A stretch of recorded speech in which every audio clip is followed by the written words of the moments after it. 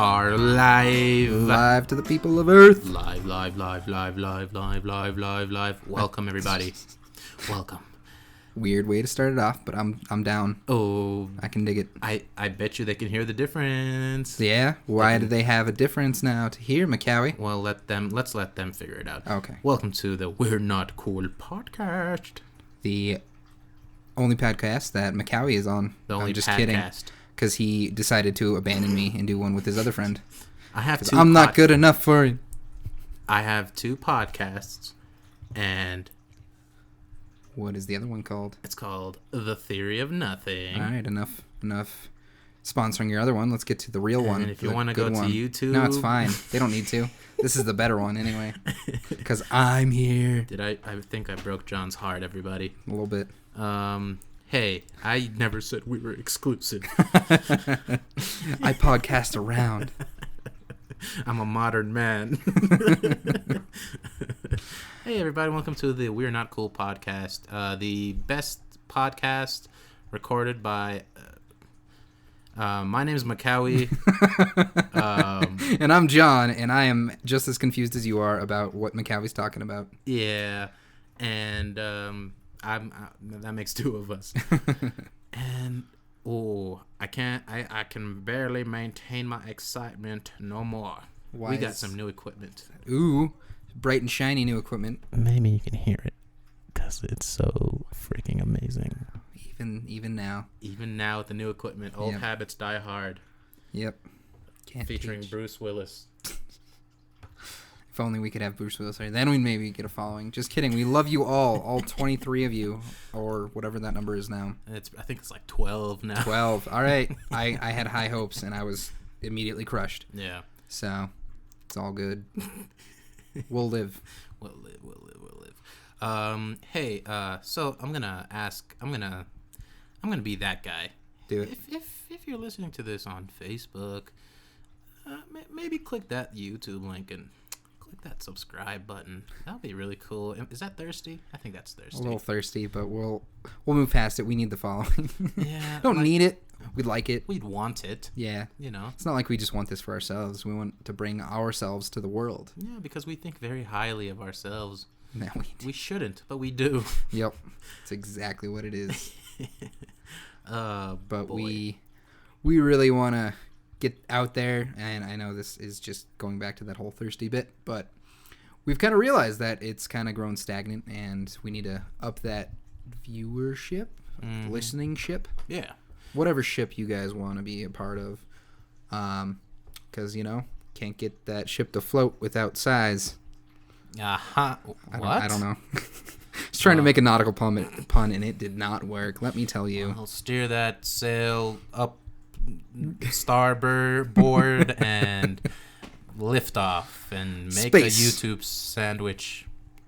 Yep, we're just talking gibberish now. So what up? We are here today to talk about our favorite things in the universe, and those are what, McCowie? The moving pictures. Yes, you might know them as movies. And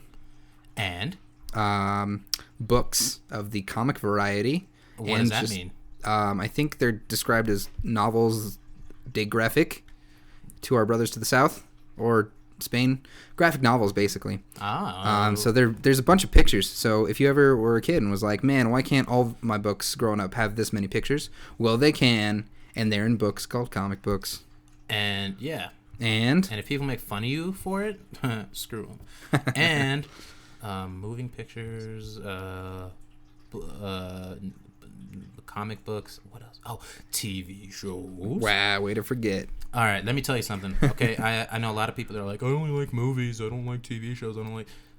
Are there people like that? No, there are some people. Weird. Like I've only ever liked both. Yeah. I've only ever liked both. All three of them as well. Yeah. Here's the thing. If you are as emotional as I am, okay, you have so much love in your heart. Hear that, ladies? Okay, I am such a loving person. Big old teddy bear. I'm a giant teddy bear, but I need an outlet to kind of, because maintaining all that love in my body, it hurts sometimes, and sometimes I need some way to push it out. That sounds weird. I'm talking about pooping. Moving past Macaui's pooping love. No. We're not moving past your pooping love. We're not moving past that because sometimes I need a way to translate that capacity for care. And what does that mean? I need characters to get invested in. And you can't get that invested into movie characters. That is the most roundabout way of saying he likes liking things on TV and movies. And I like having something to look forward to every week. Unless you wait for it to finish like I do, and then you just binge the whole thing at once and get no emotional attachment because you're like, I'm only going to watch this once and never again, unless it's really good. Like, that's emotionally unhealthy. Yeah. Like Psych. That was probably the first show I actually did that with. It was either Psych or what's the word? Chuck. Because I followed that stuff weekly, and it was amazing. Because every week you're just like, what's going to happen next? Whereas now you're just like, let me tell you what's going to happen next because I'm going to play the next episode automatically. Thank you, Netflix. And yeah, they were just kind of, those are the good old days, you know? We can reminisce about our teenage years. We are in our 20s, so we are not kids anymore. We're so old. Even if we live with our parents or live off of our parents. We're so old. Hey, no shame. None. I live with my mommy and daddy. Hey, I'm a grown-ass man. I got a job. I take care of myself. But makes life easier when you live with your family. Yeah, that's all I'm saying. Colorado's one of the fastest, Denver is one of the fastest growing cities in the nation, so shit's expensive. Rent fucks you. I'm sorry. Right in the bum. And it's unpleasant. Very. But especially we have in to a college town, you know. Yeah, because they take advantage of us unsuspecting first time away from Homer Simpsons. Yeah. Yep. Let's jump on in. What are we jumping into here? We're gonna be talking about quite a bit of few things, you know. And I don't think they'll be able to understand you with your natural accent there, Macau. I think you need to American it up a bit. Well, this is about as American as I can get. That was actually an American accent this entire time. You just didn't know. Okay, so more Central North America, as opposed to deep South. We're going to talk about. What are you doing? That was just. Whoa. Let's fly to India and hear Macaulay make fun of a nation's accent. No, I was going for a Minnesota accent. That was Minnesota, the yeah. opposite. Minnesota. No, you have to say big instead of bag. Big. We're going. I have a bag full of Mary Poppins things because she has a big bag. Big. Minnesota. We're gonna. So Minnesota bag. We need to learn our dialects before we test them on our audience. Yeah, you're because I have none. I attempt to, but I have like one or two phrases per dialect that sound pretty all right, but also are like nar. I hate your Australian no. Nar. It's like you're about to say Naruto. Naruto. But you have a few bags of phrases from each dialect. I do. Is that what it is? I have a mixed bag of phrases. Mixed bag of phrases. Like I like it. I have dragons in my bag. Dragons in my bag. Drake? Dragons. Like flying, fire-breathing dragons. Like fire-breathing drakes? Drakes, yes. The artist from fire. Toronto? Oh, he spits straight fire.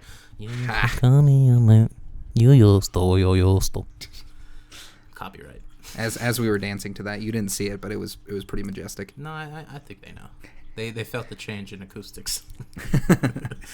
Let's jump on in, shall we? We're gonna be talking about actually this things. Time though. Yeah, actually this time. I want to talk to you about a movie called Lion King. Nope, Lion. I heard about that too. It apparently everyone's first crush was on adult Simba, from what I'm aware of.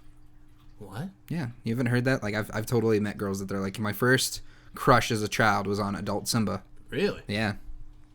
I was like, that's cool because you're kids. But if that was like how he'd say it now, it'd be kind of. That's weird. Kind of creepy. But I mean, Matthew Broderick has a sexy voice. Like that's just who he is. Sexy Inspector Gadget. Inspector Gadget. That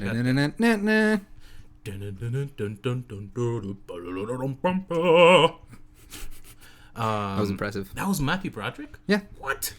Not when he was a kid, but when he was a teenager and adult. I didn't know that. Yeah. That's the more you know. White people playing African animals. You know. Because Matthew Broderick is the obvious offspring of James Earl Jones. James Earl Jones. I was going to say Earl Grey Jones. Earl Grey Jones. We've had some tea. Yeah. Do you think James Earl Jones at some point in his life thought about starting a tea company? And James Earl Grey tea. Jones. Yeah. And strictly selling Earl Grey tea.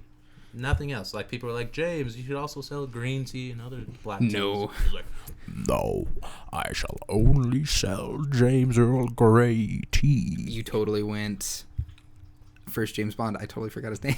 I'm Sean Connery. Thank you, Sean Connery. Take my martinis shaken, not stirred. Stirred. Anyway, sorry to take us off the track of Lion King. Tell us more about Lion King. Lion, not Lion King. Why would they name a movie Lion if there's already a Lion King? Well, that's why I have a podcast. I'm going to talk to you about it. Oh, okay. That makes sense then. Fucking Go ahead. asshole. People, don't tell John I said this, but he's kind of a dick. I didn't hear that. I was laughing at something else I thought about earlier. Don't tell him I said that. So, Macaulay, tell us about Lion. I have to stop myself every time. Lion, not King. Yes. Go. So it's a movie about it stars Dev Patel. I think he was in Slumdog Millionaire. Life of Pi. Was he in Life of Pi? Yeah, he was Pi. I never actually saw the movie. I just know he's the actual person in it. Oh, that's stranded with a tiger and a monkey. No, I don't think that was him. I'm pretty sure. He's in other things. I just don't know what they are. I'm pretty sure. He's in a lot of things. I'm gonna look it up. We might be accidentally racist right now. We need to stop because. And it's worse for me. It's worse for you, white boy. Keep explaining why I look it up. It's more probable that you might be secretly racist. Hey, black people can be racist too. Not as often. I see how it is. More of a rare occurrence. Dev Patel. But what's it called? So he. Oh, I forgot he was Prince Zuko. Oh, that's right. Amazing. Oh no. Yeah. Oh, see, I watched. Okay, if you might not know what this is, it's the Avatar: The Last Airbender live-action adapted movie that shouldn't have ever existed. Should not have existed by M. Night Shyamalan. He voiced it in the video game too. Yeah, but oh god, it was such. 15 minutes in, dude, I stopped. I'm not even. You never kidding. Finished it? I'm not kidding you. I watched the entire thing and I was just cringing the entire time. I'm sorry you had to go through that. So it was a movie based off of one of, in my opinion, the best cartoon ever made, Avatar: The Last Airbender. You might also know Legend of Korra, which is like a continuation of that world. And M. Night Shyamalan decided to make a live-action movie, and oh golly gee, it's just the shittiest movie I've seen. That and Transformers Prehistoric, whatever the fuck it was. Turns out, sorry, I'm going to interrupt you really quick to admit that I am racist against Indian actors. Someone named Suraj Sharma, not Dev Patel. It's unintentional, people, I swear. I can, and I might be wrong. Only time will tell. But I can generally speak to John.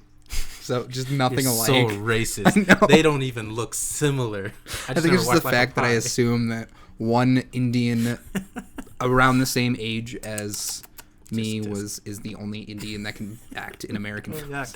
Oh shit, that's funny and terrible. Go on with what you were saying about how I'm not a racist. I'm. Up until this point in our friendship, I'm pretty sure John's not racist. Again, things change, and in a few years, I'll let you know. At that point, this podcast will have ended the moment I find out John's a racist. But until now, I have it on good authority. He means well. Sometimes he just says very white things. Wow. Oh, shit. What was it? I forgot what I was going with. I was going to say, look who's calling the kettle black by saying I have white phrases, but then you're also black, so I didn't want to say it. So, moving past my racial insensitivity, lie. We just need to get through this so I can stop being... Dev Patel. Tell me about Dev Patel in the movie Lion. So, the movie, it's based off of an actual true story. It was nominated for an Oscar. It's an amazing movie. I do agree with the Oscar results though. I mean, no matter regardless of how good this movie is, Moonlight and La La Land are kind of. I think they deserve their Was it up awards. for Best Picture? I think it was. Okay. It was one of them. And it deserved to be on that list. I just think Moonlight and La La Land were better films. But it's a story about this little Indian boy from a very poor village in, I think it was Eastern India, somewhere like that. Mm-hmm. So one day, him and his older brother are out. They collect they collect coal and rocks and stuff for this. I forgot what it was for, but anyway, that's not important. Essentially, what happens is he follows his older brother to go work and get some money because it's a very poor family. But it was also late at night, and his older brother told him, "All right, sleep on this bench. I'll be right back. I need to go find out about the night work." When he comes back, spoiler alert, I guess his brother got ran over by a train. It's in a very... exploded by a train? Because I'm pretty sure the only way you're getting run over is if you're laying on the tracks. No, I don't. They don't really go into it. Okay, good. Because that would be way too graphic for my little delicate heart. Yeah. Well, okay. So at the beginning of the movie, it's implied that he just never came back in time. I might be remembering it wrong. It's either he was really late, and so his younger brother woke up from the bench and was looking for him, and then accidentally got lost. Or at the end of the movie, they talk about how he was killed by a train, and that might be what's it called? What was I gonna say? I lost my train of thought because my phone started ringing. And we were talking about trains. But anyway, that's not important. It's either he died that night by a train, or if later on he got killed, but the night his younger brother got lost, he just didn't make it back in time. When does he ride the lion? I assume that's the reason for the name of the movie. Nope. Oh. Anyway, essentially what happens... Again, color me spoilers. Disappointed. It's a really sweet reason why it's called Lion. And okay. I'm gonna say this first before I get into more of the movie. This is the only movie I can remember in recent years that I cried throughout the entire movie. Really? Literally, most scenes, I would shed a tear, and then at the end of the movie, I was straight up ugly crying. Okay. I'm in the theater alone. Because no one else wanted to see Lion. They were all going to see Lego Batman. Possibly. I just didn't ask anybody because I was like, if this is an emotional movie, I don't want to. I want my friends to see me ugly cry. But yeah, this is I've cried in other movies, but I can't remember a movie that I was consistently crying throughout, the entire thing. Anyway, for comparison and how, again, insensitive I am, last movie I cried at was Jurassic World, when the Indominus Rex goes on the Brachiosaurus massacre and just starts killing him for fun, not for hunting or anything. I was just like, they were just grazing. Why did they have to die? I legitimately shed multiple tears. Luckily, I went to the midnight premiere that none of my friends wanted to go to, so I was alone in that. It's nice to cry on your own. It's more freeing. You don't have to put up appearances. Don't have to pretend you have a non-ugly cry. We all have ugly cries, people. Yeah, we all do. Especially Justin Long. Who's that? Have you ever seen Justin Long cry? No, it's hilarious. I mean, it's Genslinger from New Girl. Oh. Ugliest Crier award goes to... Wow, that's Justin crazy. Long, yeah. Yeah. Oh, that's right. I remember that episode. Anyway, yeah. But anyway, the movie, so the way it goes is he gets separated from his older brother. Either his brother died then and there or soon after. What happens is, though, the little kid, he's like 5 years old at the time. Dev Patel, okay. When he's 5 years old. His name is Saru, and he accidentally gets on a train and then sleeps in the train because he's still really out of it. It was really late at night. Yeah. And when he wakes up, the train it's been running for a while. So he's hundreds of miles away from home by this point, but he's in a train where, you can't exit a moving train, right? I mean, so if you use the parachute technique, I'm pretty sure it's easy, but probably not for a 5-year-old. Go on. Probably not for a 5-year-old. And there weren't any doors that would open once it was chugging along. Makes sense. But eventually he was on this train for a few days because it was like a cargo train then. No, it was a passenger train, but it was like going through a part of not as densely populated part of India, and so there just weren't very many stops. And so he gets to I think Calcutta, and that's a place in India, I'm pretty sure. Yeah. I know nothing about geography. Yeah, just throw that out there. No problem. It was like a few hundred miles away. It's like 1,600 miles away from his home. And so a 5-year-old boy, very far from home, he actually, in Calcutta, they speak Bengali, and from where he was from, they speak Hindi. So he doesn't even understand the people there. Got it. And so he became an orphan, essentially. He gets thrown into an orphanage, but then eventually he gets, through the progression of the movie, what's it called? Lion. Lion. He eventually gets adopted. I'm all over the fucking place right now. I don't know why. But general gist of the movie, just like he gets adopted. He gets adopted by Australian parents. Oh, okay. And he moves to Australia. And then what happens is, fast forwards 20 years, and full on Australian accent. His name is still Saru because they adopted him when he was 5. Yeah. But essentially it becomes a story of him trying to find his birth mother and his siblings and everything.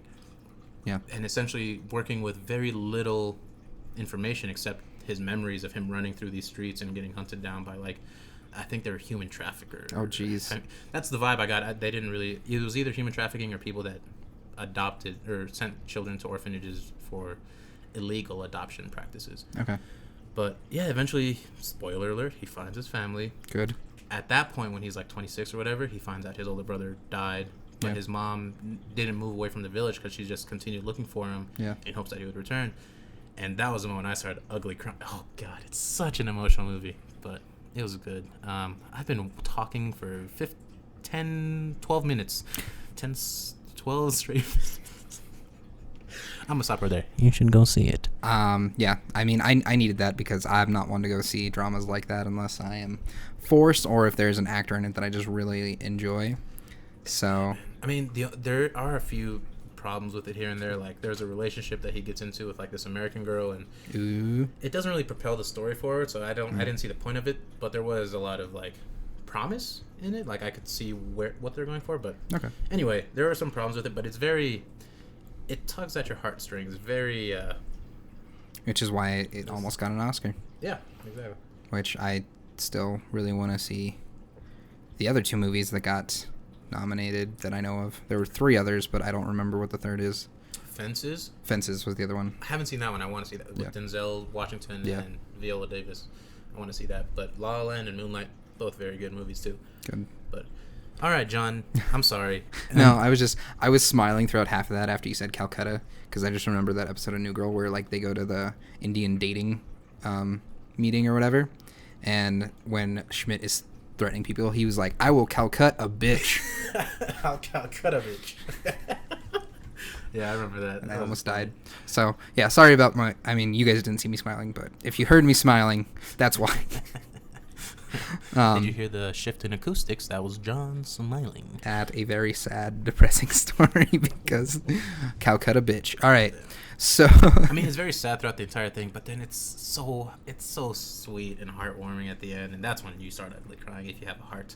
If you have a heart. But, all those people with dry eyes, you're just like, are you even alive in there? Yeah. But John, yes. You partook in, might I say, a staple of nerddom. I did. Right? Yes. Would you like to speak about it? Sure. I, in my 22 years on this planet, had never been able to play Dungeons and Dragons. Oh. Because I did not have a group, and I was too much of a closet nerd at the time to actually seek it out. So, luckily, I work with some awesome people that we are all geeks, so it was kind of inevitable. But I was able to play my first quest in Dungeons and Dragons, and let me tell you, I was the hero. Very nice. Yeah, it was amazing. I am a elf paladin, a high elf paladin.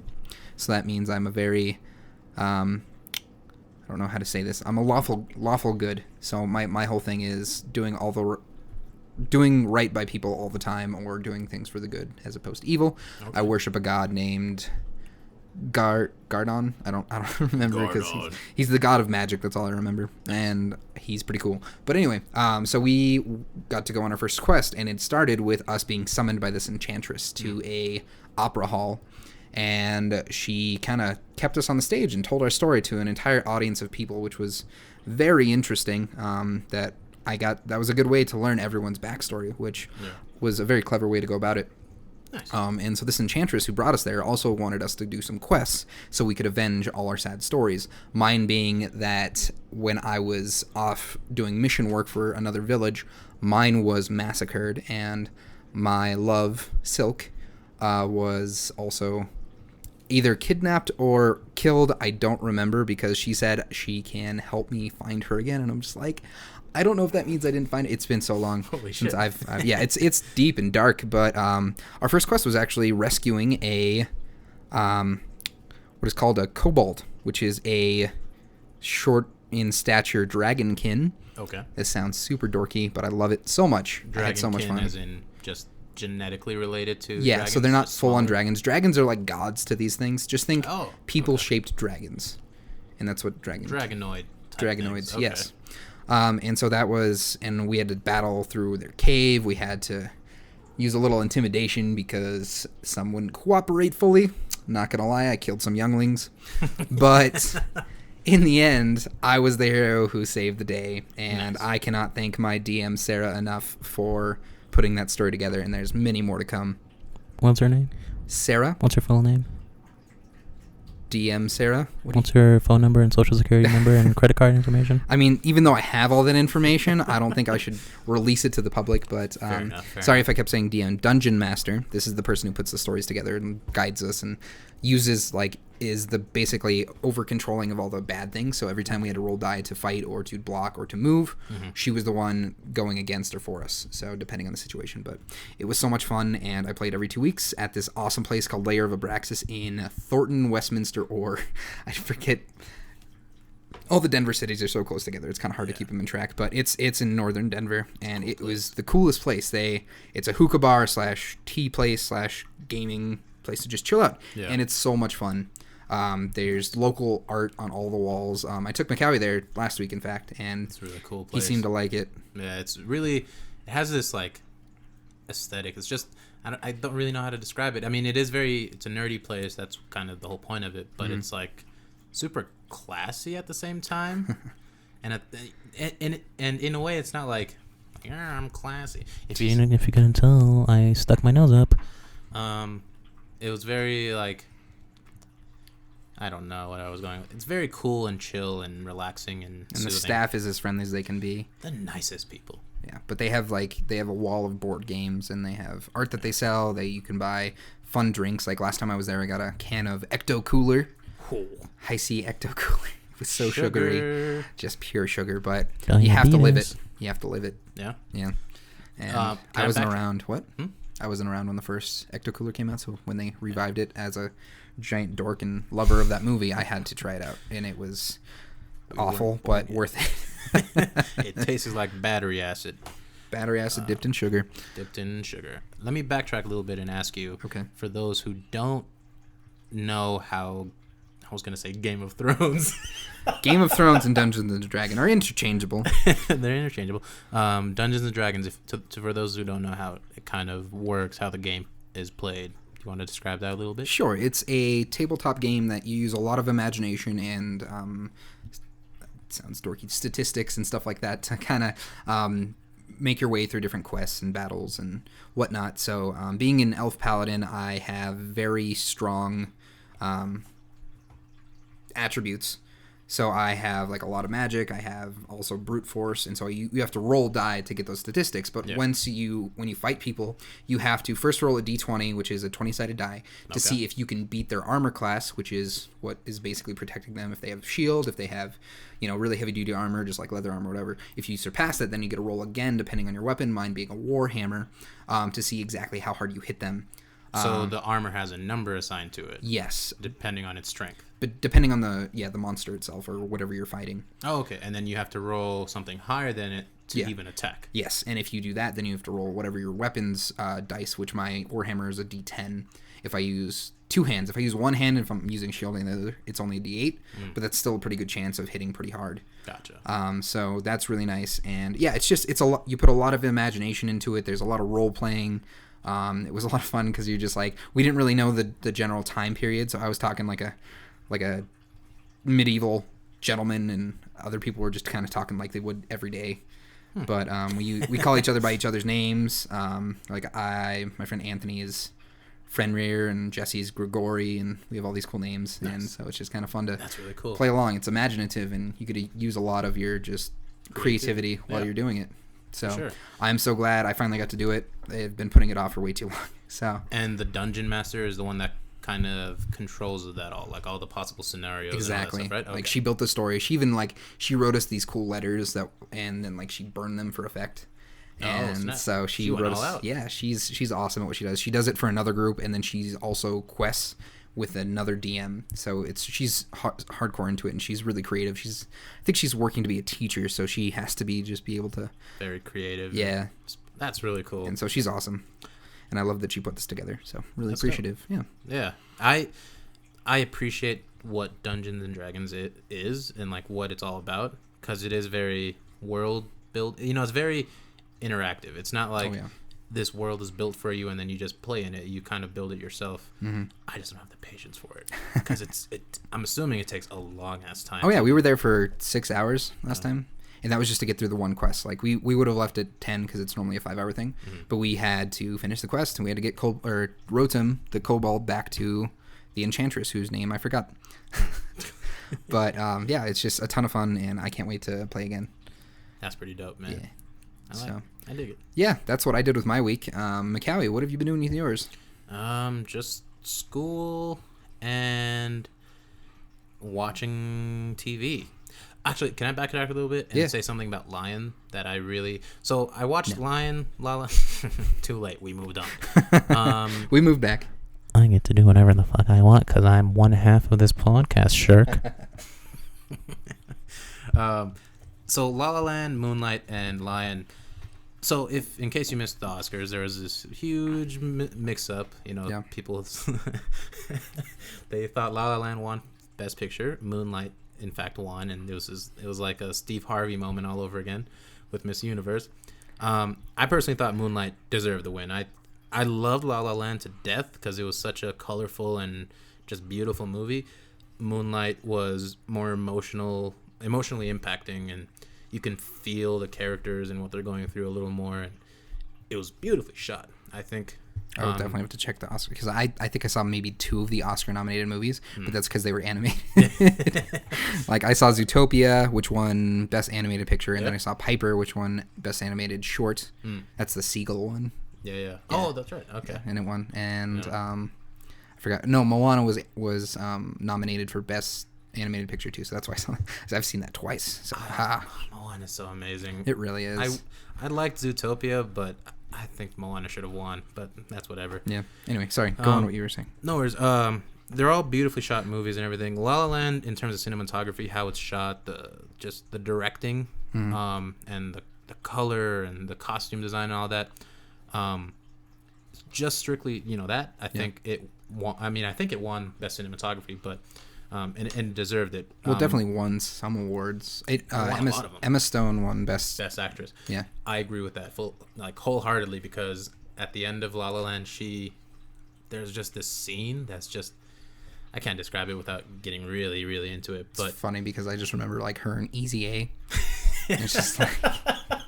Yeah, it's just like going from that to Oscar-winning Best Actress. Yeah, it's crazy because I can only see her from like these other movies. I'm like, oh, it's Emma Stone. She knows how to act, and Zombieland, and she gets the job done. Just like her comedies. Yeah, but like, and I love how much she works with Ryan Gosling. Holy cow! What was that movie with Which one? Steve Carell. Oh, Crazy Stupid Love, my favorite all-time rom-com. That was a good one. So great. Ryan Gosling, Steve Carell, Emma Stone. What's her name? She was in Don Juan. That's all I remember her from.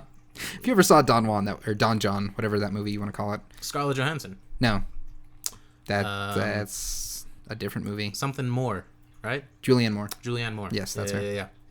She's in it, and she's really good. But yeah. Sorry, come on. No, at the end of not the end, like closer to the end, she has this one scene. It's just very moving. I don't know. You kind of lose track of time while watching because it is a longer scene. It's longer than it feels actually. Yeah. But she was really powerful in that movie, and I think she deserved it. But Moonlight overall, because it was beautifully shot, not as beautifully shot as La La Land, but when you pair how beautifully shot Moonlight was, which is it's a coming of age story of this young gay black man. Well, he starts off as a boy because it follows him from like when he's like 10 or something like that to his teenage years to his adult years. He's a black man or a black boy living in an underserved, underprivileged part of Miami. So very poor. His mom is a drug addict, and he finds himself like mentored by. Did you watch House of Cards or Luke Cage? I watched one episode of Luke Cage and one episode of House of Cards. I have no every time I want to sit down and watch something, I need someone to force me to do it first before I get into it. That's fair. Well, okay. There's an actor in both of those shows. His name is Mahershala Ali. He plays Cottonmouth in Luke Cage, and he plays Remy in The Lobbyist in House of Cards. Okay. One of the best actors. He's like this drug dealer, but he's like this very caring guy. He finds this kid kind of lost, and he mentors him. He teaches him how to be a better person and all that stuff. And it plays on like this idea of like sometimes in these underserved parts of the world, some people do things they don't want to do, like selling drugs or whatever. Yeah. Only because a lot of times for a lot of these people, it's kind of their only option. And most times those people don't want to be doing that. That's why they don't brag about it. That's why they don't do whatever. Mm-hmm. But at the same time, it shows like regardless of the mistakes that person makes, they can still be good human beings. So he takes this kid under his wing, takes care of him because he knows his mom is, a drug addict. Because he sold drugs to her. That's one of the scenes. It's actually like he finds out that he's the one supplying his mom. Got it. And it becomes this like, it kind of breaks him down because he's like, shit, he's the reason this kid is lost and, kind of hurt and everything. And without you know what I mean? And it's this very complex relationship, but it shows that even people who are down on their luck doing things that aren't very good can still be good people. And oh man, it's a beautiful story. But anyway, it's kind of like essentially it's a story of him kind of navigating the world, growing up not only poor, and his mom is a drug addict in a poor part of Miami, but he's also gay in a very homophobic part of the world. And really, yeah. What time period does this movie take place? Oh, this is recent. Really? So not like very recent because there has been a significant. There's still a lot of work to be done, but there has been significant improvements on like the society's views of homosexual people. But like it's still still tough for the LGBT community. But yeah, it's really cool. But yeah, it's all of that. How emotional it was, like the acting. Oh my god, dude! Janelle Monáe's in it, and she's everything about this movie was really really awesome, and it deserved Best Picture. But I forgot where. Oh. You need to stop me when I get on these rants, man. I feel like I talk too much. Well, when I don't see these movies, I want to hear about them, but I feel like we should probably cut it down, or you should get more succinct. One of the two. I'm just kidding. You're fine what you're doing. No, I do rant. But Lion was shot really beautifully. That's what I was getting at. You were getting at it was a cinematography. Yeah. Cinematographically. Is that cinema?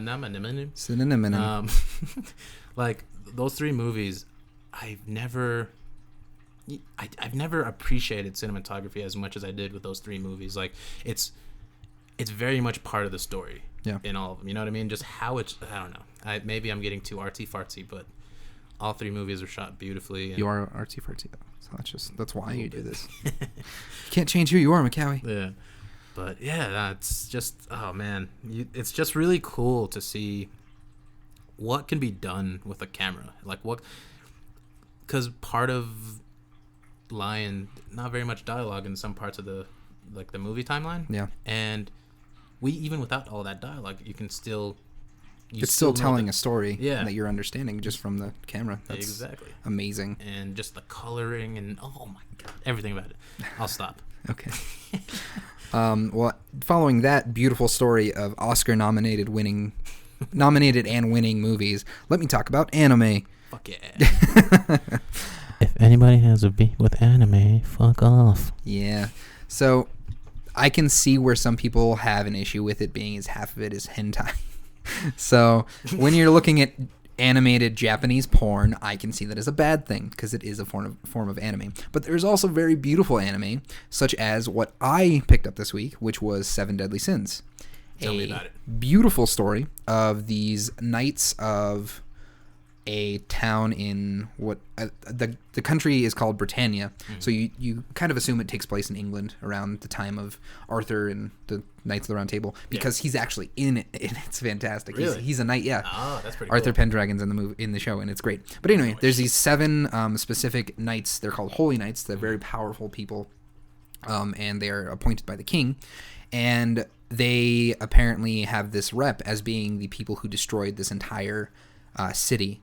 And in doing so, they were able to disband, and they had to go hide, and some were even arrested. Yeah. So this girl who realizes what the new holy knights are doing, as in like destroying her country. Yeah. She goes out and seeks the 7 deadly sins because she never believed that they were the bad people. Oh. So she finds the captain. Cool. I didn't know. What? Yeah. And so she goes out and seeks the 7 deadly sins to come and save her kingdom. Yeah. Who's being ruined by the grandmasters of the holy knights, the bad holy knights. And so she goes out and seeks them, finds the captain Meliodas, who looks like a 12-year-old boy, but is this powerful half demon,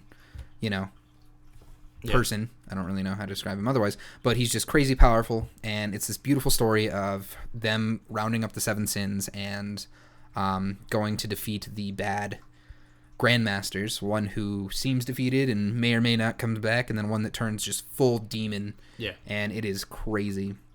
Gotcha. But the second season dropped this last week, which is why I rewatched the first season. And as every show, it has its cute little animal companion, pig named Hawk, like Ham Hawk. Pig named Hawk. And one of the 7 deadly sins calls him Master because he's the master of the order of scrap disposal, because he works in a pub and he gets to eat all the scraps on the floor, and so he's the captain of scrap disposal. And I always thought that was cute and hilarious. A pig named Hawk works out of scrap. Yep. That's really cool. So and he talks and he's hilarious, but it's a great show, and it's kind of pervy at times because Meliodas the captain's kind of this obviously like adolescent type boy who's just obsessed with boobs. But then again, who isn't? Heyo. So yeah, it's just the second season dropped. It was kind of disappointing though because there were only 4 episodes in the entire second season. Really? So the first season was 24 episodes, and it was this entire story that dropped all at once. And I watched it way back when it came out, and then I was like, okay, cool. I'm so excited for the second season because it ended at a really cool point where they were off to go find the 7th sin. They found the first 6, but they still need to find the 7th. And so in doing that, they were heading off on a big adventure. 4th season drops, and it's like they just stopped really quick what ended in the second one where they were going off on this adventure, and they just kind of chilled in the newly fixed Britannia, and we're just kind of doing side missions, and then all this kind of stuff's going on. Yeah. And 4 episodes, that's all we got. Really? And they're like 20-minute episodes, so you're just kind of like, come on, Netflix, we've been waiting for so long. You dropped season 2, and it's 4 episodes of just kind of filler episodes. They're still awesome, and you learn a lot, but it's just wasn't enough. That doesn't make any sense. I agree, and I think think like what 20? What you said? 24? 24 to 4. To 4. Yeah, but I think it's just I would have rather waited a little longer and gotten the entire next story than just getting this little taste and then just being thirsty for more. Yeah. And but so that's how they keep people hooked, you know. Right. But I mean, I'm gonna watch it regardless if they drop it all at once or if they drop it in little snippets. You know. But that's what keeps, because I feel like a lot of people. I need to get used to like holding the microphone closer. Yeah. Because I'm not just talking to you for fun. I know, this is for realsies. Because I know a lot of people who like reactivate their Netflix account for just one thing. Oh yeah. Because they can binge it and then deactivate it. So that's probably a way for them to be like, okay, we're gonna keep these pieces of shit hooked on, and we're gonna make them pay for everything. See, and luckily for us, or me at least, my parents pay for Netflix, so I'm just like, nice. I'm gonna watch it all the time, unless they take my favorite shows off, which really pisses me off because they just like the fact that they take stuff off is it's a good business model, but it's still upsetting. It sucks because like they don't have to. Yeah, like next month they're taking off Clone Wars, the Star Wars TV show. Oh, the animated one? Yeah, and I haven't watched it, and I've been putting it off, and now I have to expedite that and get it done by like March 6th or something. Damn. But they're adding more stuff, so that's always good. Like, what was being added that I saw? Iron Fist comes out next month. Yeah. I'm so pumped. And I don't remember when Defenders comes out, but I'm sure it's not. It's pretty soon after. Is like it summer, right? Because that's all the Defenders. They have them all now. Yeah. Okay. I thought they were waiting for like a second season of either Jessica Jones. I think Jessica Jones comes out before the Defenders the second season. I might be wrong though. It won't be the first time in my life I'm wrong. But yeah, the Marvel shows are coming back and they're coming strong, and it's so exciting. Giggity. What else? I think they're adding some more Disney movies.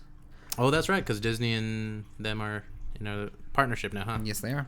Which is why we got Finding Dory like a month after it was released on Blu-ray, so that was cool. And Civil War. I forgot about that. Yeah, Disney runs the world, people. But that's dope. Yeah. But Seven Deadly Sins, so it's a Netflix original. Yes. So if people want to check it out, it's on Netflix. Somebody told me about it prior to our conversation, but even like then I was like, oh, that's cool. I'll check it out eventually. But the fact that it's like medieval times and it's an anime, I think it's just really cool. Yeah. There's dragons, there's knights, there's magic. You sold me on it. It's super cool. You sold me. And there's only 28 episodes, so 20-minute episodes. Yeah. So that's you can doable. power through that in a day. So yeah, that's what I've been doing on TV. What have you been watching on TV? Ooh, baby boy. If you can count Netflix as TV. Ooh, baby boy. I'd count it as TV. I mean, I don't have real cable, so that Netflix is my TV. Yeah, very few people still have actual cable, Cable and satellite. They're robbing us blind, people. I'm telling you, $100 for a few channels that you actually watch. And you have to watch commercials. I'd rather pay what is it, $9 now to have commercial-free Hulu. Is it and just $9 watch it only? a day later. I think it's 9 or 11. I don't know. Oh, wow. That's pretty interesting. Much more worth it than actually paying for the cable itself. Yeah, because I only pay for my Netflix and Hulu, and that's like, and then my Spotify, which is like $5 a month additional. So it's like a total of $22 for all my entertainment. Exactly. And then I pay for Google Play, which comes with YouTube Red, so I also get commercial-free YouTube, which is amazing because those commercials last forever. And now they're slowly like moving away from the skip ad commercials on YouTube. Oh yeah. So you have to watch like full 15-second commercials or 30-second commercials before you can watch your video. So I'm very glad I have Red. Dude, but think about how convenient that is. You know what I mean, though? Like, we've reached a point in our lives where we're like complaining about 15-second ads. Yeah. When like a few years ago we had to sit through 4 minutes of ads between. Well, I mean, if you watch actual cable now, it's like closer to 8 minutes. There's like. Is it? Yeah, because you have like four minutes of commercials at the start of the show. Yeah. Then you have like a 6-minute break in the middle, and then 4 minutes after. And so it's like that's 14 minutes of a half-hour show that's just commercials. That's why these shows are getting shorter and shorter. Like that's why I love Arrow and all those kind of shows because they're full 42-minute or whatever episodes because they feel they need to have that many commercials in it. Yeah, that's true. Like there's sometimes that I feel like a little more show in that hour would be nice, but at the same time, commercials have to factor in. You know what though, man? I used to get angry about them, but commercials are the reasons those shows exist. So it's true. I can't hate on them too bad because they're annoying as shit, but they're delivering something I want to watch, But an argument against that is like Netflix has 0 commercials, yet all of their content is beautiful and they put a lot on there. That's true. And they can do it for $10 a month per person. That's very, very... I didn't consider that. You're right. You're very, very right. So there is no reason. There's no reason for an 8-minute long fucking commercial. You're right. Yeah. Unless it's the Super Bowl, in which case we desire them. Yeah. So we are weird as humans. Yeah. Anyway, what are you watching on TV, Macau? I am watching Agents of S.H.I.E.L.D. Of course. Oh my god. More Marvel for our brains. So I'm a DC fan. DC's my pimp, like our last episode pointed out, But Agents of S.H.I.E.L.D. is probably my favorite superhero TV show on on non-Netflix Got it. platforms, I see what you're saying. I love Arrow, I love Flash, all that cool stuff, but they don't hold a candle to Agents of S.H.I.E.L.D. in my opinion, because like Agents of S.H.I.E.L.D. is so much. It's better. Whoa! Spit it out, man. That's all, folks. It's really well done, and I apologize for my cat. I was like, did you hear that? I thought I echoed. My cat likes to coo whenever she jumps. She's annoying. I hate her so much. She doesn't hate you. She's the worst. Anyway, Agents of S.H.I.E.L.D. Agents and of Marvel. S.H.I.E.L.D. It's so well done. But anyway, so last season it was okay, but it kind of it slowed down a bit, you know, as a lot of TV shows do. Like what season are they on? 5? Okay. No, maybe 4. I don't know. Kind of 2 of those seasons really melded together.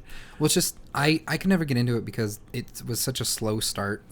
Yeah. And there's so much other stuff on TV and Netflix and everywhere that it's hard to just take in as much as we can with the hectic work, life, school, all that jazz.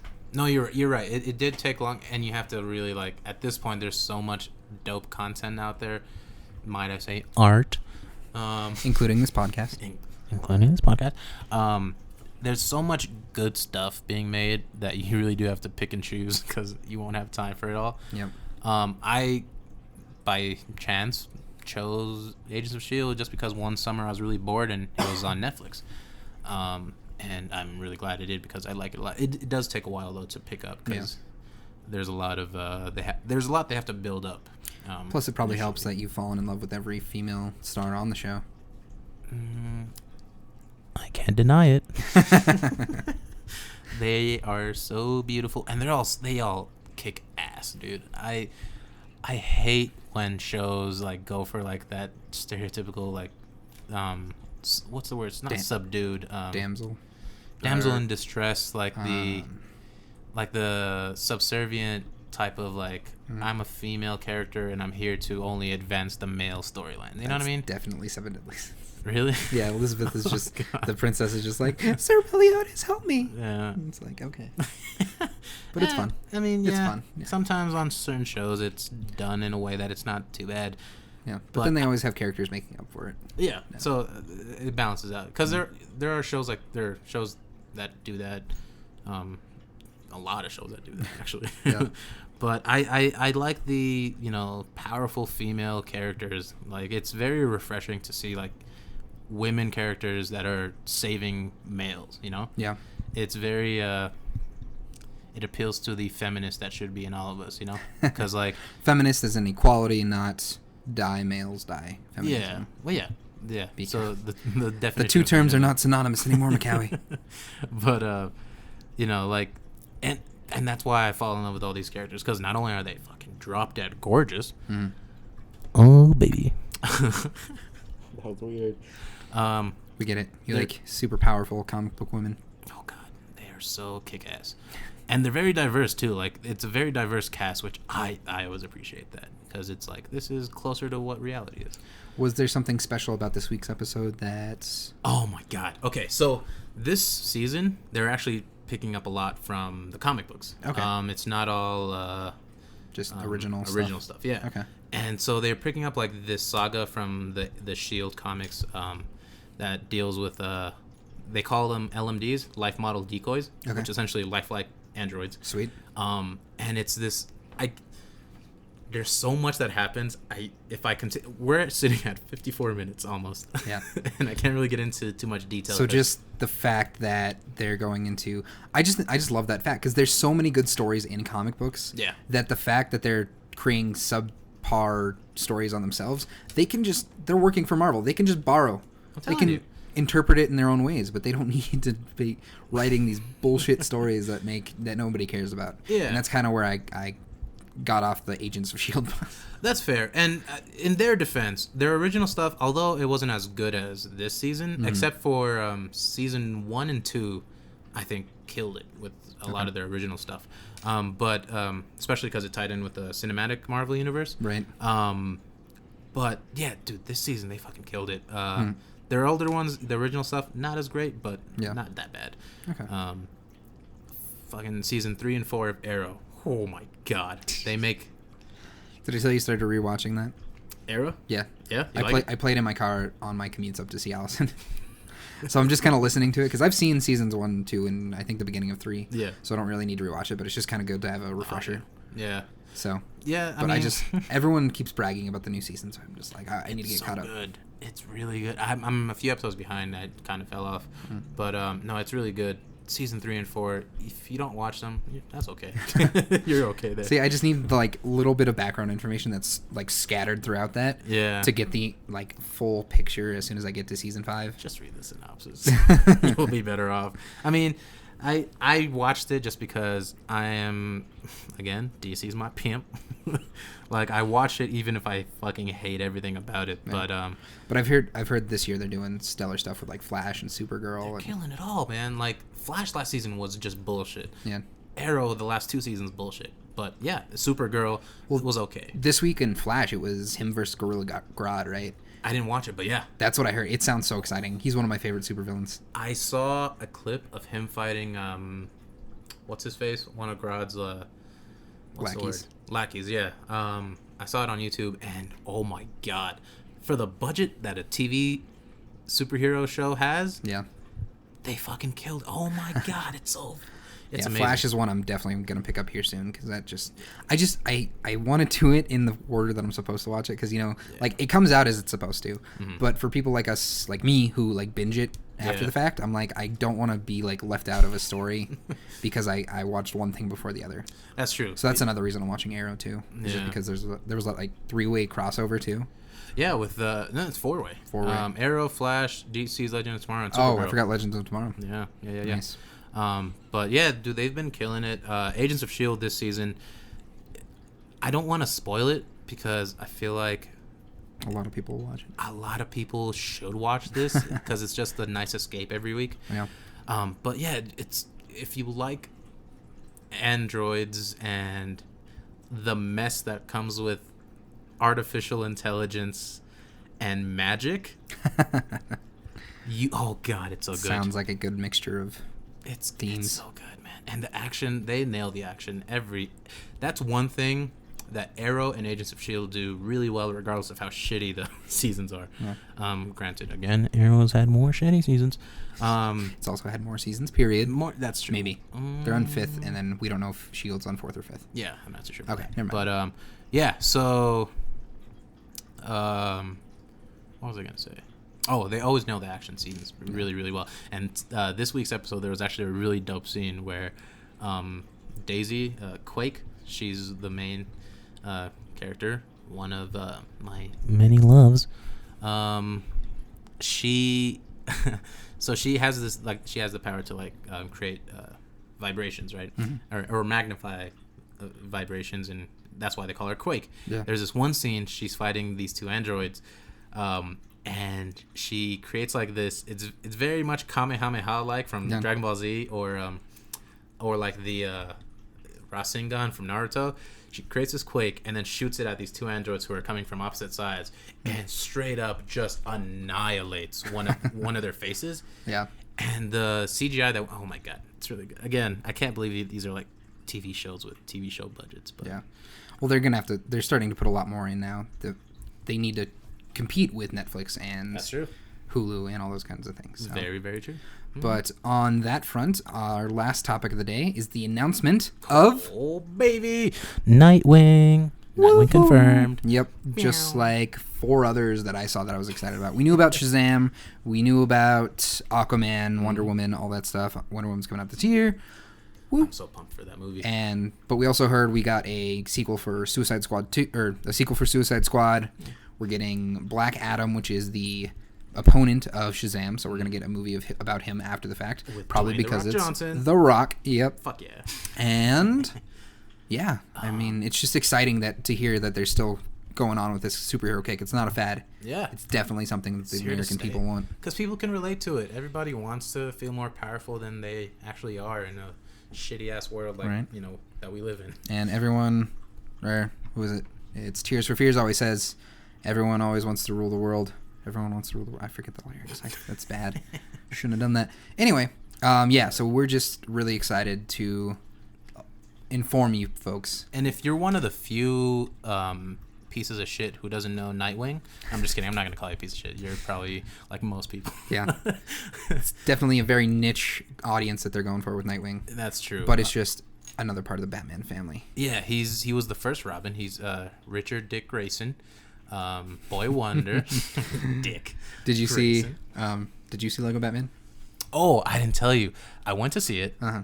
I made a mistake of going to see a movie very exhausted, and I fell asleep through most of it. Oh my gosh. One of the best jokes from Lego Batman was Robin was introducing himself to Batman. He's like, "Oh yeah, my friends call me, or my name's Richard Grayson, but my the other orphans call me Dick." And Batman's like, "Kids can be very cruel." Yeah. So amazing. Yeah, but yeah, I saw that part. That was fun. I fell asleep through so I watched the beginning, like the first 20 minutes of it, and then the last 5 minutes of it.